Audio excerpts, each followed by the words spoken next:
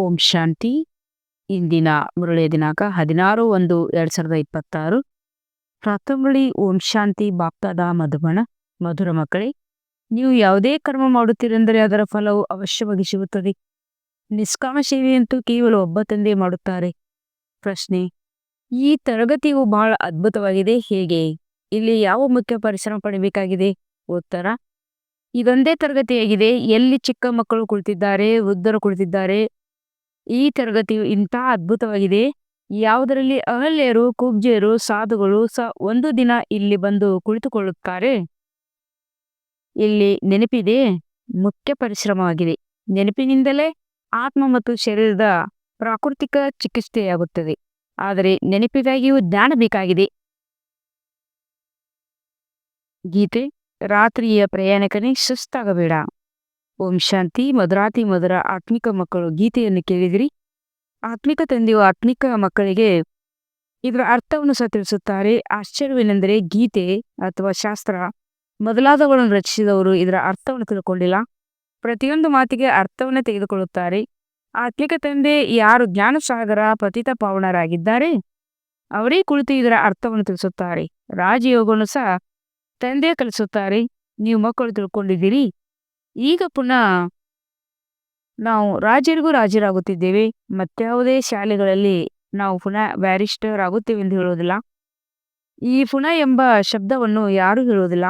ನೀವು ಹೇಳುತ್ತೀರಿ, ನಾವು 5,000 ವರ್ಷಗಳ ಮೊದಲಿನಂತೆ ಪುನಃ ಬೇದಿನ ತಂದೆಯಿಂದ ಓದುತ್ತಿದ್ದೇವೆ. ಈ ವಿನಾಶವೂ ಸಹ ಪುನಃ ಆಗುವುದು. ಎಷ್ಟು ದೊಡ್ಡ ದೊಡ್ಡ ಬಾಂಬ್ಗಳು ತಯಾರಿಸುತ್ತಾ ಇರ್ತಾರೆ, ಬಹಳ ಶಕ್ತಿಶಾಲಿ ಅಸ್ತ್ರಗಳನ್ನು ತಯಾರಿಸುತ್ತಾರೆ. ಅಂದಮೇಲೆ ಇದನ್ನು ಕೇವಲ ಹಾಗೇ ಇಟ್ಟುಕೊಳ್ಳುವುದಕ್ಕಾಗಿ ಮಾಡೋದಿಲ್ಲ ಅಲ್ಲವೇ? ಈ ವಿನಾಶವು ಸಹ ಶುಭ ಕಾರ್ಯಕ್ಕಾಗಿ ಇದೆ. ಆದ್ದರಿಂದ ನೀವು ಮಕ್ಕಳು ಹೆದರುವ ಅವಶ್ಯಕತೆ ಇಲ್ಲ. ಈ ಯುದ್ಧವು ಸಹ ಕಲ್ಯಾಣಕಾರಿಯಾಗಿದೆ. ತಂದೆಯು ಕಲ್ಯಾಣಕ್ಕಾಗಿ ಬರುತ್ತಾರೆ. ತಂದೆಯು ಬಂದು ಬ್ರಹ್ಮರವರ ಮೂಲಕ ಸ್ಥಾಪನೆ, ಶಂಕರ ಮೂಲಕ ವಿನಾಶದ ಕರ್ತವ್ಯವನ್ನು ಮಾಡಿಸುತ್ತಾರೆ, ಹೇಳುತ್ತಾರೆ. ಅಂದಮೇಲೆ ಈ ಬಾಂಬು ಮೊದಲಾದವುಗಳು ಸಹ ವಿನಾಶಕ್ಕಾಗಿ ಇವೆ. ಇದಕ್ಕಿಂತ ಬಲಶಾಲಿಯಾದುದು ಮತ್ಯಾವುದೇ ವಸ್ತು ಇಲ್ಲ. ಜೊತೆಗೆ ಪ್ರಾಕೃತಿಕ ವಿಕೋಪಗಳು ಆಗುತ್ತವೆ. ಅದಕ್ಕೆ ಯಾರೂ ಈಶ್ವರ್ಯ ವಿಕೋಪಗಳೆಂದು ಹೇಳುವುದಿಲ್ಲ. ಈ ಪ್ರಾಕೃತಿಕ ಆಪತ್ತುಗಳು ಡ್ರಾಮಾದಲ್ಲಿ ನಿಗದಿಯಾಗಿದೆ. ಇದೇನು ಹೊಸ ಮಾತಲ್ಲ. ಎಷ್ಟು ದೊಡ್ಡ ದೊಡ್ಡ ಬಾಂಬ್ಗಳನ್ನು ತಯಾರಿಸುತ್ತಿರುತ್ತಾರೆ. ನಾವು ಇಡೀ ನಗರವನ್ನೇ ಸಮಾಪ್ತಿ ಮಾಡಿಬಿಡುತ್ತೇವೆ ಎಂದು ಹೇಳುತ್ತಾರೆ. ಜಪಾನಿನ ಯುದ್ಧದಲ್ಲಿ ಯಾವ ಬಾಂಬ್ಗಳನ್ನು ಹಾಕಿದರೋ ಅವು ಬಹಳ ಚಿಕ್ಕದಾಗಿದ್ದವು. ಈಗಂತೂ ದೊಡ್ಡ ದೊಡ್ಡ ಬಾಂಬ್ಗಳನ್ನು ತಯಾರಿಸಿದ್ದಾರೆ. ಯಾವಾಗ ಹೆಚ್ಚು ಕಷ್ಟದಲ್ಲಿ ಸಿಲುಕುವರೋ, ಸರಣಿ ಮಾಡಲು ಆಗುವುದಿಲ್ಲವೋ ಆಗ ಬಾಂಬ್ಗಳನ್ನು ಹಾಕಲು ಆರಂಭಿಸಿಬಿಡುತ್ತಾರೆ. ಎಷ್ಟೊಂದು ನಷ್ಟವಾಗುವುದು. ಈಗಿನ್ನೂ ಪ್ರಯೋಗ ಮಾಡಿ ನೋಡುತ್ತಿದ್ದಾರೆ. ಲೆಕ್ಕವಿಲ್ಲದಷ್ಟು ಹಣವನ್ನು ಖರ್ಚು ಮಾಡುತ್ತಾರೆ. ಇವುಗಳನ್ನು ತಯಾರಿಸುವ ಸಂಬಳ ಬಹಳ ಹೆಚ್ಚಾಗಿರುತ್ತದೆ. ಅಂದಾಗ ನೀವು ಮಕ್ಕಳಿಗೆ ಖುಷಿ ಇರಬೇಕು. ಹಳೆಯ ಪ್ರಪಂಚದ ವಿನಾಶವಾಗಲಿದೆ. ನೀವು ಮಕ್ಕಳು ಹೊಸ ಪ್ರಪಂಚಕ್ಕಾಗಿ ಪುರುಷಾರ್ಥ ಮಾಡುತ್ತಿದ್ದೀರಿ. ವಿವೇಕವು ಹೇಳುತ್ತದೆ, ಹಳೆಯ ಪ್ರಪಂಚವು ಖಂಡಿತ ಸಮಾಪ್ತಿಯಾಗುವುದು. ಮಕ್ಕಳು ತಿಳ್ಕೊಂಡಿದ್ದೀರಿ, ಕಲಿಯುಗದಲ್ಲಿ ಏನಿದೆ, ಸತ್ಯುಗದಲ್ಲಿ ಏನಿರುವುದು. ನೀವೀಗ ಸಂಗಮಯುಗದಲ್ಲಿ ನಿಂತಿದ್ದೀರಿ. ನಿಮಗೆ ತಿಳಿದಿದೆ, ಸತ್ಯುಗದಲ್ಲಿ ಇಷ್ಟೊಂದು ಜನಸಂಖ್ಯೆ ಇರುವುದಿಲ್ಲ. ಅಂದಮೇಲೆ ಇವರೆಲ್ಲರ ವಿನಾಶವಾಗುವುದು. ಈ ಪ್ರಾಕೃತಿಕ ಆಪತ್ತುಗಳು ಕಲ್ಪದ ಮೊದಲು ಆಗಿತ್ತು. ಹಳೆಯ ಪ್ರಪಂಚವು ಸಮಾಪ್ತಿಯಾಗಲೇಬೇಕಾಗಿದೆ. ಈ ಕೋಪಗಳಂತೂ ಹೀಗೆ ಬಹಳಷ್ಟು ಆಗುತ್ತಾ ಬಂದಿದೆ. ಆದರೆ ಅದು ಚಿಕ್ಕ ಅಂದಾಜಿನಲ್ಲಿ ಆಗಿತ್ತು. ಈಗ ಇಡೀ ಹಳೆಯ ಪ್ರಪಂಚವೇ ಸಮಾಪ್ತಿಯಾಗುವುದಿದೆ. ಆದ್ದರಿಂದ ನಿಮ್ಮ ಮಕ್ಕಳಿಗೆ ಬಹಳ ಖುಷಿಯಾಗಬೇಕು. ನಾವು ಆರ್ಥಿಕ ಮಕ್ಕಳಿಗೆ ಪರಂಪಿತ ಪರಮಾತ್ಮ ತಂದೆ ಕುಳಿತು ತಿಳಿಸಿಕೊಡುತ್ತಾರೆ. ಈ ವಿನಾಶವು ನಿಮಗಾಗಿ ಆಗುತ್ತಿದೆ. ರುದ್ರ ಜ್ಞಾನ ಯಜ್ಞದಿಂದ ವಿನಾಶ ಜ್ವಾಲೆಯು ಪ್ರಜ್ವಲಿತವಾಗುತ್ತದೆ ಎಂದು ಗಾಯನವಿದೆ. ಕೆಲವು ಮಾತುಗಳು ಗೀತೆಯಲ್ಲಿಯೂ ಇವೆ. ಇದರ ಅರ್ಥವೂ ಸಹ ಬಹಳ ಚೆನ್ನಾಗಿದೆ. ಆದರೆ ಯಾರೂ ತಿಳ್ಕೊಳ್ಳೋದಿಲ್ಲ. ಅವರು ಶಾಂತಿಯನ್ನು ಬಿಡುತ್ತಿರುತ್ತಾರೆ. ನೀವು ಹೇಳುತ್ತೀರಿ, ಇದು ಬೇಗ ವಿನಾಶವಾಗಿ ಬಿಟ್ಟರೆ ನಾವು ಹೋಗಿ ಸುಖಿಯಾಗುತ್ತೇವೆ ಎಂದು ತಂದೆ ತಿಳಿಸುತ್ತಾರೆ. ಯಾವಾಗ ನೀವು ಸತ್ವಪ್ರಧಾನರಾಗಿ ಬಿಡುವರು ಆಗ ಸುಖಿಯಾಗಿ ಬಿಡುವಿರಿ. ತಂದೆ ಅನೇಕ ಪ್ರಕಾರದ ವಿಚಾರಗಳನ್ನು ತಿಳಿಸುತ್ತಾರೆ. ಮತ್ತೆ ಇವು ಕೆಲವರ ಬುದ್ಧಿಯಲ್ಲಿ ಚೆನ್ನಾಗಿ ಕುಳಿತುಕೊಳ್ಳುತ್ತದೆ. ಇನ್ನೂ ಕೆಲವರ ಬುದ್ಧಿಯಲ್ಲಿ ಕಡಿಮೆ ವೃದ್ಧರು ತಿಳಿದುಕೊಳ್ಳುತ್ತಾರೆ. ಶಿವ ತಂದೆಯನ್ನು ನೆನಪು ಮಾಡಿದರೆ ಸಾಕು. ತಮ್ಮನ್ನು ಆತ್ಮನೆಂದು ತಿಳಿದು ತಂದೆಯನ್ನು ನೆನಪು ಮಾಡಿದರೂ ಸಹ ಆಸ್ತಿಯನ್ನು ಪಡ್ಕೊಳ್ತೀರಿ. ಪ್ರದರ್ಶನಿಯಲ್ಲಿ ಎಲ್ಲರೂ ಬರುತ್ತಾರೆ. ಅಜಾಮಿಳರಂಥ ಪಾಪಾತ್ಮರು, ಗಣಿಕೆಯರು, ಮೊದಲಾದವರೆಲ್ಲರ ಉದ್ಧಾರವಾಗಬೇಕಾಗಿದೆ. ಕೂಲಿಕಾರರು ಸಹ ಒಳ್ಳೆಯ ವಸ್ತ್ರವನ್ನು ಧರಿಸಿ ಬಂದು ಬಿಡುತ್ತಾರೆ. ಮಹಾತ್ಮ ಗಾಂಧೀಜಿಯು ಅಸ್ಪೃಶ್ಯರನ್ನು ಸಹ ಮುಕ್ತಗೊಳಿಸಿದರು. ಜೊತೆಯಲ್ಲೇ ತಿನ್ನುತ್ತಾರೆ. ಈ ತಂದೆಯಂತೆ ಯಾವುದಕ್ಕೂ ನಿರಾಕರಿಸುವುದಿಲ್ಲ. ಇವರ ಉದ್ಧಾರವನ್ನು ಸಹ ಮಾಡಲೇಬೇಕಾಗಿದೆ. ಅವರ ಕೆಲಸದ ಜೊತೆ ನಮಗೆ ಯಾವುದೇ ಸಂಬಂಧವಿಲ್ಲ. ಇದರಲ್ಲಿ ಎಲ್ಲವೂ ತಂದೆಯ ಜೊತೆ ಬುದ್ಧಿಯೋಗವನ್ನು ಜೋಡಿಸುವುದರ ಮೇಲೆ ಆಧಾರಿತವಾಗಿದೆ. ತಂದೆಯನ್ನು ನೆನಪು ಮಾಡಬೇಕಾಗಿದೆ. ನಾನು ಅಸ್ಪೃಶ್ಯನಾಗಿದ್ದೇನೆಂದು ಆತ್ಮ ಹೇಳುತ್ತದೆ. ನೀವೀಗ ತಿಳ್ಕೊಳ್ತೀರಿ, ನಾವೇ ಸತೋಪ್ರಧಾನ ದೇವಿ ದೇವತೆಗಳಾಗಿದ್ದೆವು. ಮತ್ತೆ ಪುನರ್ಜನ್ಮವನ್ನು ತೆಗೆದುಕೊಳ್ಳುತ್ತಾ ಅಂತ್ಯದಲ್ಲಿ ಬಂದು ಪತಿತರಾಗಿದ್ದೇವೆ. ಈಗ ಪುನಃ ನಾನಾತ್ಮ ಪಾವನರಾಗಬೇಕಾಗಿದೆ. ತಂದೆಯವರು ತಿಳಿಸುತ್ತಾರೆ, ನಿಮಗೂ ಗೊತ್ತಿದೆ, ಶಿನ್ನಲ್ಲಿ ಒಬ್ಬ ಬಿಳ್ಳಿನೆಯು ಬರುತ್ತಿದ್ದಳು. ಧ್ಯಾನದಲ್ಲಿ ಹೋಗುತ್ತಿದ್ದಳು. ಓಡಿ ಬಂದು ನಿಮ್ಮೆಲ್ಲನ ಮಾಡುತ್ತಿದ್ದಳು. ಆಗ ತಿಳಿಸಲಾಗುತ್ತಿತ್ತು, ಇವರಲ್ಲಿಯೂ ಆತ್ಮವಿದೆಯಲ್ಲವೇ? ಅಂದಾಗ ತನ್ನ ತಂದೆಯಿಂದ ಆಸ್ತಿಯನ್ನು ಪಡೆಯಲು ಆತ್ಮಕ್ಕೆ ಹಕ್ಕಿದೆ. ಆಗ ಅವರ ಮನೆಯವರಿಗೂ ಸಹ ಇವರಿಗೆ ಜ್ಞಾನವನ್ನು ತೆಗೆದುಕೊಳ್ಳಲು ಬಿಡಿ ಎಂದು ಹೇಳಲಾಯಿತು. ಅದಕ್ಕೆ ನಮ್ಮ ವಂಶದಲ್ಲಿ ಬಹಳ ಏರುಪೇರಾಗುವುದು ಎಂದು ಹೇಳಿದರು. ಅದಕ್ಕೆ ಹೆದರಿ ಅವರನ್ನು ಕರೆದುಕೊಂಡು ಹೋದರು. ಅಂದಾಗ ನಿಮ್ಮ ಬಳಿಯೂ ಬರುತ್ತಾರೆ. ನೀವು ಯಾರನ್ನು ನಿರಾಕರಿಸಲು ಸಾಧ್ಯವಿಲ್ಲ. ಅಬಲೆಯರು, ಧನಿಕೆಯರು, ಬಿಳ್ಳಿನಿಯರು, ಸಾಧು ಮೊದಲಾದವರೆಲ್ಲರ ಉದ್ಧಾರ ಮಾಡುವರೆಂದು ಗಾಯನವಿದೆ. ಸಾಧುವರಿಂದ ಹಿಡಿದು ಬಿಳ್ಳಿನಿಯವರೆಗೆ ಎಲ್ಲರ ಉದ್ಧಾರ ಮಾಡಬೇಕಾಗಿದೆ. ನೀವು ಮಕ್ಕಳು ಈಗ ಯಜ್ಞ ಸೇವೆ ಮಾಡುತ್ತೀರಿ. ಅಂದಾಗ ಈ ಸೇವೆಯಿಂದ ಬಹಳ ಪ್ರಾಪ್ತಿಯಾಗುತ್ತದೆ. ಅನೇಕರ ಕಲ್ಯಾಣವಾಗುತ್ತದೆ. ಪ್ರತಿದಿನ ಪ್ರದರ್ಶನೀಯ ಸರ್ವೀಸಿನ ಬಹಳ ವೃದ್ಧಿಯಾಗುವುದು. ತಂದೆಯು ಬ್ಯಾಡ್ಜ್ಗಳನ್ನು ಸಹ ತಯಾರು ಮಾಡಿಸುತ್ತಾ ಇರುತ್ತಾರೆ. ನೀವು ಎಲ್ಲೇ ಹೋದರೂ ಇದರ ಮೇಲೆ ತಿಳಿಸಬೇಕಾಗಿದೆ. ಇವರು ತಂದೆ, ಇವರು ದಾದಾ, ಇದು ತಂದೆಯ ಆಸ್ತಿಯಾಗಿದೆ. ಈಗ ತಂದೆ ತಿಳಿಸುತ್ತಾರೆ, ಮಕ್ಕಳೇ ನನ್ನ ನೆನಪು ಮಾಡಿದರೆ ನೀವು ಪಾವನರಾಗಿ ಬಿಡುತ್ತೀರಿ. ನನ್ನೊಬ್ಬನನ್ನೇ ನೆನಪು ಮಾಡಿ ಎಂದು ಗೀತೆಯಲ್ಲೂ ಇದೆ. ಕೇವಲ ಅದರಲ್ಲಿ ನನ್ನ ಹೆಸರನ್ನು ಆರಿಸಿ ಮಗನ ಹೆಸರನ್ನು ಹಾಕಿಬಿಟ್ಟಿದ್ದಾರೆ. ಭಾರತವಾಸಿಗಳಿಗೂ ಸಹ ಈ ರಾಧೆ ಕೃಷ್ಣರ ನಡುವೆ ಪರಸ್ಪರ ಸಂಬಂಧವೇನು ತಿಳಿದಿಲ್ಲ. ಅವರ ವಿವಾಹ ಮುಂತಾದವರ ಚರಿತ್ರೆಯನ್ನು ಹೇಳುವುದಿಲ್ಲ. ಇವರಿಬ್ಬರು ಬೇರೆ ಬೇರೆ ರಾಜಧಾನಿಯವರಾಗಿರುತ್ತಾರೆ. ಈ ಮಾತುಗಳನ್ನು ತಂದೆಯೇ ತಿಳಿಸುತ್ತಾರೆ. ಒಂದು ವೇಳೆ ಇದು ದೊಡ್ಡವರಿಗೆ ಅರ್ಥವಾದರೆ ಮತ್ತು ಶಿವ ಭಗವಾನ್ ವಾಚೆಂದು ಹೇಳಿಬಿಟ್ಟರೆ ಎಲ್ಲರೂ ಅವರನ್ನು ಓಡಿಸಿ ಬಿಡುವರು. ನೀವು ಇದನ್ನು ಎಲ್ಲಿಂದ ಕುಳಿತಿದ್ದೀರಿ, ಅವರು ಯಾವ ಗುರುಗಳನ್ನು ಎಂದು ಕೇಳುವರು. ಒಂದು ವೇಳೆ ನಮಗೆ ಬ್ರಹ್ಮಕುಮಾರ್ ಕುಮಾರಿಯರು ತಿಳಿಸಿದರೆಂದು ಹೇಳಿದ್ದೇ ಆದರೆ ಅವರಿಗೆ ಕೋಪ ಬಂದು ಬಿಡುವುದು. ಈ ಗುರುಗಳು ಸಿಂಹಾಸನವನ್ನೇ ಕಳೆದು ಹೋಗುವುದು. ಇಂಥವರು ಅನೇಕರು ಬರುತ್ತಾರೆ, ಅಭಿಪ್ರಾಯವನ್ನು ಬರೆದುಕೊಡುತ್ತಾರೆ ಮತ್ತು ಮಾಯವಾಗಿ ಬಿಡುತ್ತಾರೆ. ತಂದೆಯು ಮಕ್ಕಳಿಗೆ ಯಾವುದೇ ಕಷ್ಟ ಕೊಡುವುದಿಲ್ಲ. ಬಹಳ ಸಹಜ ಯುಕ್ತಿಗಳನ್ನು ತಿಳಿಸುತ್ತಾರೆ. ಯಾರಿಗಾದರೂ ಮಕ್ಕಳಾಗದಿದ್ದರೆ ಸಂತಾನವನ್ನು ಕರುಣಿಸಿ ಎಂದು ಭಗವಂತನಿಗೆ ಹೇಳುತ್ತಾರೆ. ಮತ್ತೆ ಮಕ್ಕಳಾದ ಮೇಲೆ ಅವರನ್ನು ಬಹಳ ಚೆನ್ನಾಗಿ ಪಾಲನೆ ಮಾಡುತ್ತಾರೆ, ಓದಿಸುತ್ತಾರೆ. ನಂತರ ದೊಡ್ಡವರಾದ ಮೇಲೆ ಈಗ ತಮ್ಮ ಉದ್ಯೋಗವನ್ನು ನೋಡಿಕೊಳ್ಳಿ ಎಂದು ಹೇಳುತ್ತಾರೆ.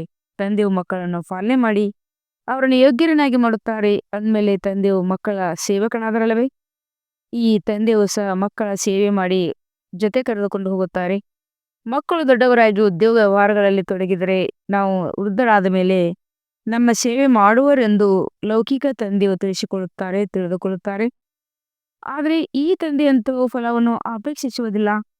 ಇವರು ನಿಷ್ಕಾಮ ಸೇವೆದಾರಿಯಾಗಿದ್ದಾರೆ. ಎಲ್ಲಿವರೆಗೆ ಜೀವಿಸುತ್ತೇನೆಯೋ ಅಲ್ಲಿವರೆಗೆ ನಮ್ಮನ್ನು ನೋಡಿಕೊಳ್ಳುವುದು ಮಕ್ಕಳ ಕರ್ತವ್ಯವಾಗಿದೆ ಎಂದು ಲೌಕಿಕ ತಂದೆಯು ತಿಳಿಸುತ್ತಾರೆ. ಈ ಕಾಮಣೆಯನ್ನು ಇಟ್ಟುಕೊಳ್ಳುತ್ತಾರೆ. ಆದರೆ ಈ ಬೇಹದ್ದಿನ ತಂದೆ ಹೇಳುತ್ತಾರೆ, ನಾನು ನಿಷ್ಕಾಮ ಸೇವೆ ಮಾಡುತ್ತೇನೆ, ನಾನು ರಾಜ್ಯಭಾರ ಮಾಡುವುದಿಲ್ಲ. ನಾನು ಎಷ್ಟೊಂದು ನಿಷ್ಕಾಮಿಯಾಗಿದ್ದೇನೆ. ಅನ್ಯ ಯಾರೆಲ್ಲ ಸೇವೆ ಮಾಡುವರು ಅವರಿಗೆ ಅದರ ಫಲವು ಖಂಡಿತ ಸಿಗುತ್ತದೆ. ಆದರೆ ಇವರಂತೂ ಎಲ್ಲರೂ ತಂದೆಯಾಗಿದ್ದಾರೆ ತಿಳಿಸುತ್ತಾರೆ, ನೀವು ಮಕ್ಕಳಿಗೆ ಸ್ವರ್ಗದ ರಾಜ್ಯ ಭಾಗ್ಯ ಕೊಡುತ್ತೇನೆ. ನೀವು ಎಷ್ಟು ಶ್ರೇಷ್ಠ ಪದವಿಯನ್ನು ಪ್ರಾಪ್ತಿ ಮಾಡ್ಕೊಳ್ತೀರಿ. ನಾನಂತೂ ಕೇವಲ ಬ್ರಹ್ಮಾಂಡದ ಮಾಲೀಕನಾಗಿದ್ದೇನೆ, ನೀವು ಸಹ ಆಗಿದ್ದೀರಿ. ಆದರೆ ನೀವು ರಾಜ್ಯ ಭಾಗ್ಯವನ್ನು ಪಡೆದುಕೊಳ್ತೀರಿ ಮತ್ತೆ ಕಳೆದುಕೊಳ್ಳುತ್ತೀರಿ. ನಾನು ರಾಜ್ಯವನ್ನು ತೆಗೆದುಕೊಳ್ಳುವುದೂ ಇಲ್ಲ. ಡ್ರಾಮಾದಲ್ಲಿ ನನ್ನ ಪಾತ್ರವಿದೆ. ನೀವು ಮಕ್ಕಳು ಸುಖದ ಆಸ್ತಿಯನ್ನು ಪಡೆಯುವ ಪುರುಷಾರ್ಥ ಮಾಡುತ್ತೀರಿ. ಉಳಿದೆಲ್ಲರೂ ಕೇವಲ ಶಾಂತಿಯನ್ನು ಬಿಡುತ್ತಾರೆ. ಆ ಗುರುಗಳು ಸಹ ಸುಖವು ಕಾದುವಿಷ್ಟ ಸಮಾನ ಎಂದು ಹೇಳುತ್ತಾರೆ. ಆದ್ದರಿಂದ ಅವರು ಶಾಂತಿಯನ್ನೇ ಬಯಸುತ್ತಾರೆ. ಅವರು ಜ್ಞಾನವನ್ನು ತೆಗೆದುಕೊಳ್ಳಲು ಸಾಧ್ಯವಿಲ್ಲ. ಅವರಿಗೆ ಸುಖದ ಬಗ್ಗೆ ತಿಳಿದೇ ಇಲ್ಲ. ತಂದೆಯು ತಿಳಿಸುತ್ತಾರೆ, ಶಾಂತಿ ಮತ್ತು ಸುಖದ ಆಸ್ತಿಯನ್ನು ಕೊಡುವವನು ನಾನೊಬ್ಬನೇ ಆಗಿದ್ದೇನೆ. ಸತ್ಯ ತ್ರೇತಾಯುಗದಲ್ಲಿ ಗುರುಗಳಿರುವುದಿಲ್ಲ, ಅಲ್ಲಿ ರಾವಣ ಇರುವುದಿಲ್ಲ. ಅದು ಈಶ್ವರ್ಯ ರಾಜ್ಯವಾಗಿದೆ. ಈ ನಾಟಕವು ಮಾಡಲ್ಪಟ್ಟಿದೆ. ಈ ಮಾತುಗಳು ಮತ್ತಾರ ಬುದ್ಧಿಯಲ್ಲಿಯೂ ಕುಳಿತುಕೊಳ್ಳುವುದಿಲ್ಲ. ಆದ್ದರಿಂದ ಮಕ್ಕಳು ಚೆನ್ನಾಗಿ ಧಾರಣೆ ಮಾಡಿ ಶ್ರೇಷ್ಠ ಪದವಿಯನ್ನು ಪಡೆಯಬೇಕಾಗಿದೆ. ನೀವೀಗ ಸಂಗಮದಲ್ಲಿದ್ದೀರಿ. ನಿಮಗೆ ತಿಳಿದಿದೆ ಹೊಸ ಪ್ರಪಂಚದ ರಾಜಧಾನಿ ಸ್ಥಾಪನೆಯಾಗುತ್ತಿದೆ. ಅಂದಾಗ ನೀವಿರುವುದೇ ಸಂಗಮದಲ್ಲಿ. ಉಳಿದವೆಲ್ಲವರು ಕಲಿಯುಗದಲ್ಲಿದ್ದಾರೆ. ಅವರು ಕಲ್ಪದ ಆಯುಷ್ಯನೇ ಲಕ್ಷಾಂತರ ವರ್ಷಗಳೆಂದು ಹೇಳಿ ಬಿಡುತ್ತಾರೆ. ಘೋರ ಅಂಧಕಾರದಲ್ಲಿದ್ದಾರೆ. ಕುಂಭಕರ್ಣ ನಿದ್ರೆಯಲ್ಲಿ ಮಲಗಿಬಿಟ್ಟಿದ್ದಾರೆಂದು ಗಾಯನವಿದೆ. ಪಾಂಡವರ ವಿಜಯದ ಗಾಯನವೂ ಇದೆ. ನೀವು ಬ್ರಾಹ್ಮಣರಾಗಿದ್ದೀರಿ. ಯಜ್ಞವನ್ನು ಬ್ರಾಹ್ಮಣರೇ ಎಸೆಯುತ್ತಾರೆ. ಇದು ಎಲ್ಲದಕ್ಕಿಂತ ದೊಡ್ಡ ಬೇಹದ್ದಿನ ಈಶ್ವರ್ಯ ರುದ್ರಜ್ಞಾನ ಯಜ್ಞ ಆಗಿದೆ. ಆ ಹದ್ದಿನ ಯಜ್ಞಗಳು ಅನೇಕ ಪ್ರಕಾರದಾಗಿರ್ತವೆ. ಈ ರುದ್ರ ಯಜ್ಞವು ಒಂದೇ ಬಾರಿಯಾಗಿರ್ತದೆ. ಸತ್ಯ ತ್ರೇತಾಯುಗದಲ್ಲಿ ಮತ್ಯಾವುದೇ ಯಜ್ಞ ಇರುವುದಿಲ್ಲ. ಏಕೆಂದರೆ ಅಲ್ಲಿ ಯಾವುದೇ ಆಪತ್ತಿನ ಮಾತಿಲ್ಲ. ಅವೆಲ್ಲವೂ ಹದ್ದಿನ ಯಜ್ಞಗಳಾಗಿವೆ. ಇದು ಬೇಹದ್ದಿನದಾಗಿದೆ. ಇದು ಬೇಹದ್ದಿನ ತಂದೆಯಿಂದ ರಚನೆಯಾಗಿರುವ ಯಜ್ಞ ಆಗಿದೆ. ಇದರಲ್ಲಿ ಬೇಹದ್ದಿನ ಆಹುತಿಗಾಗಿ ಆಗಬೇಕಾಗಿದೆ. ಇನ್ನರ್ಧ ಕಲ್ಪ ಯಾವುದೇ ಯಜ್ಞ ಇರುವುದಿಲ್ಲ. ಅಲ್ಲಿ ರಾವಣ ರಾಜ್ಯವೇ ಇರುವುದಿಲ್ಲ. ರಾವಣ ರಾಜ್ಯ ಆರಂಭವಾದಾಗ ಮತ್ತೆ ಇವೆಲ್ಲವೂ ಆರಂಭವಾಗುತ್ತದೆ. ಬೇಹದ್ದಿನ ಯಜ್ಞ ಒಂದೇ ಬಾರಿಯಾಗುತ್ತದೆ. ಇದರಲ್ಲಿ ಇಡೀ ಹಳೆಯ ಸೃಷ್ಟಿಯ ಸ್ವ ಆಗಿಬಿಡುತ್ತದೆ. ಇದು ಬೇಹದ್ದಿನ ರುದ್ರಜ್ಞಾನ ಯಜ್ಞ ಆಗಿದೆ. ಇದರಲ್ಲಿ ಮುಖ್ಯವಾದ ಜ್ಞಾನ ಮತ್ತು ಯೋಗದ ಮಾತಿದೆ. ಯೋಗ ಅರ್ಥಾತ್ ನೆನಪು. ನೆನಪು ಶಬ್ದವು ಬಹಳ ಮಧುರವಾಗಿದೆ. ಯೋಗ ಶಬ್ದವು ಸಾಮಾನ್ಯವಾಗಿ ಬಿಟ್ಟಿದೆ. ಯೋಗದ ಅರ್ಥವನ್ನು ಯಾರು ತಿಳ್ಕೊಂಡಿಲ್ಲ. ನೀವು ತಿಳಿಸಬಹುದು. ಯೋಗ ಅರ್ಥಾತ್ ತಂದೆ ನೆನಪು ಮಾಡಬೇಕಾಗಿದೆ. ಬಾಬಾ ತಾವಂತೂ ನಮಗೆ ಮೇಯದ್ದಿನ ಆಸ್ತಿಯನ್ನು ಕೊಡುತ್ತೀರಿ. ಆತ್ಮವು ಮಾತನಾಡುತ್ತದೆ, ಬಾಬಾ ತಾವು ಪುನಃ ಬಂದಿದ್ದೀರಿ. ನಾವಂತೂ ತಮ್ಮನ್ನು ಮರೆತು ಹೋಗಿದ್ದೆವು. ತಾವು ನಮಗೆ ರಾಜ್ಯ ಭಾಗ್ಯವನ್ನು ಕೊಟ್ಟಿದ್ದೀರಿ. ಈಗ ಪುನಃ ಬಂದು ಮಿಲನ ಮಾಡುತ್ತೀರಿ. ನಾವು ತಮ್ಮ ಶ್ರೀಮತದಂತೆ ಖಂಡಿತ ನಡೆಯುತ್ತೇವೆ. ಹೀಗೆ ತನ್ನ ಜೊತೆ ತಾನು ಮಾತನಾಡಿಕೊಳ್ಳಬೇಕಾಗುತ್ತದೆ. ಬಾಬಾ ತಾವಂತೂ ನಮಗೆ ಬಹಳ ಒಳ್ಳೆಯ ಮಾರ್ಗವನ್ನು ತಿಳಿಸುತ್ತೀರಿ. ನಾವು ಕಲ್ಪವೂ ಮರೆತು ಹೋಗುತ್ತೇವೆ. ಈ ತಂದೆಯು ಮತ್ತೆ ನಮ್ಮನ್ನು ಸ್ಮೃತಿ ಸ್ವರೂಪರನ್ನಾಗಿ ಮಾಡುತ್ತಾರೆ. ಆದ್ದರಿಂದ ಈಗ ತಂದೆಯನ್ನು ನೆನಪು ಮಾಡಬೇಕಾಗಿದೆ. ನೆನಪಿನಿಂದಲೇ ಆಸ್ತಿ ಸಿಗೋದು. ನಾನು ಯಾವಾಗ ಸಮ್ಮುಖದಲ್ಲಿ ಬರುತ್ತೀನಿ ಆಗ ನಾನು ತಿಳಿಸುತ್ತೇನೆ. ಅಲ್ಲಿಯವರೆಗೆ ನೀವು ದುಃಖಹರ್ತ ಸುಖಕರ್ತನಾಗಿದ್ದೇನೆಂದು ಹಾಡುತ್ತಾ ಇರುತ್ತೀರಿ. ಮಹಿಮೆ ಮಾಡುತ್ತಾ ಇರುತ್ತೀರಿ. ಆತ್ಮನಾಗಲಿ ಪರಮಾತ್ಮನಾಗಲಿ ಅರ್ಥಕೊಂಡಿಲ್ಲ. ನೀವೀಗ ತಿಳ್ಕೊಂಡಿದ್ದೀರಿ. ಇಷ್ಟು ಚಿಕ್ಕ ಬಿಂದುವಿನಲ್ಲಿ ಅವಿನಾಶಿ ಪಾತ್ರವು ನಿಗದಿಯಾಗಿದೆ. ಇದನ್ನು ಸಹ ತಂದೆ ತಿಳಿಸುತ್ತಾರೆ. ಅವರಿಗೆ ಪರಮಪಿತ ಪರಮಾತ್ಮ ಅರ್ಥಾತ್ ಪರಮಾತ್ಮನೆಂದು ಹೇಳಲಾಗುತ್ತದೆ. ಆದರೆ ಅವರು ಕೋಟಿ ಸೂರ್ಯನಷ್ಟು ತೇಜೋಮಯವಾಗಿಲ್ಲ.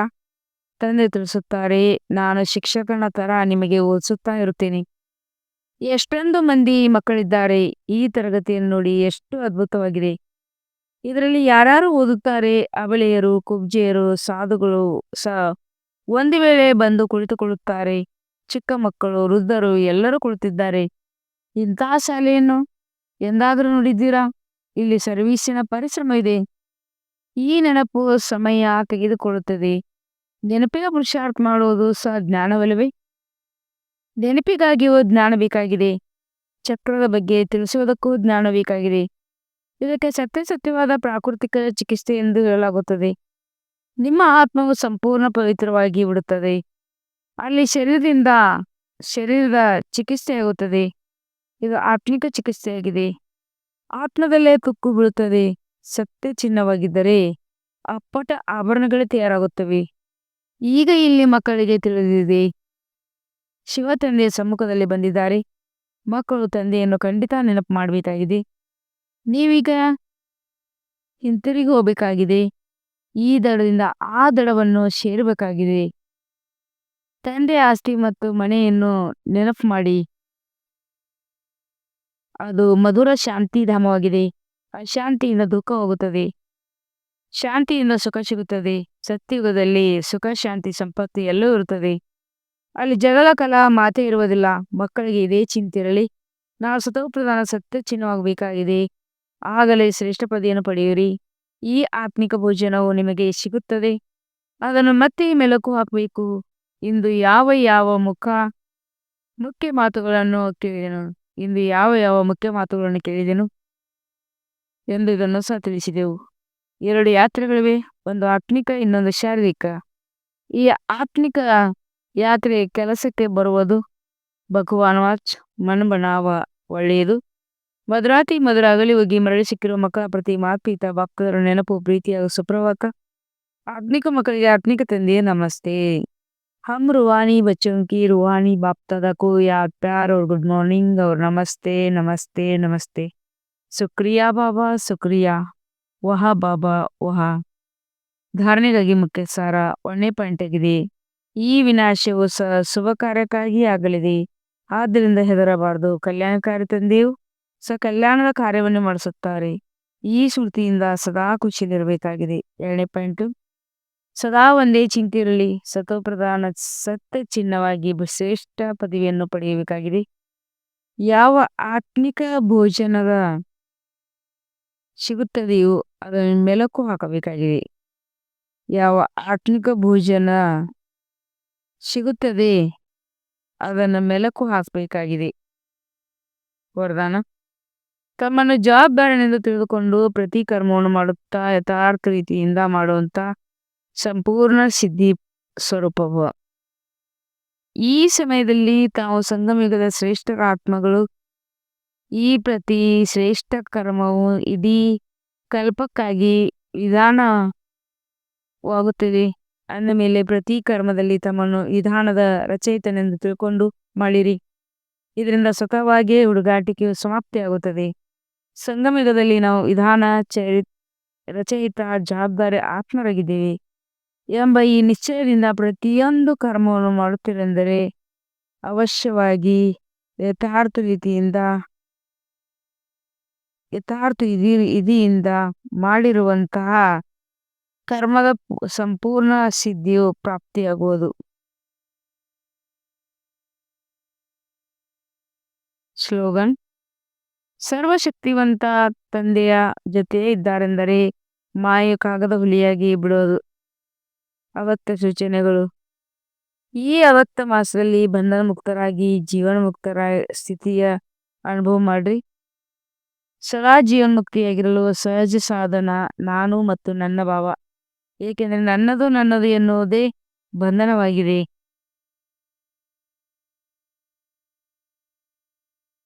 ಯಾವಾಗ ನನ್ನದು ಎನ್ನುವುದು ನನ್ನ ಭಾವ ಹಾಗೆ ಆಗಿಬಿಡೋದು ಎಂದರೆ ಇತರ ಎಲ್ಲಾ ನನ್ನದು ಮುಗಿದು ಹೋಗುತ್ತದೆ. ಎಲ್ಲಾ ನನ್ನದು ಅಂತ್ಯ ಅಂದಾಗ ಬಂಧನ ಮುಕ್ತರಾಗದಂತೆ. ಆದ್ದರಿಂದ ಇದು ನೆನಪಿರಲಿ, ನಾವು ಬ್ರಾಹ್ಮಣ ಜೀವನ ಮುಕ್ತ ಆತ್ಮಗಳಾಗಿದ್ದೇವೆ. ಓಂ ಶಾಂತಿ.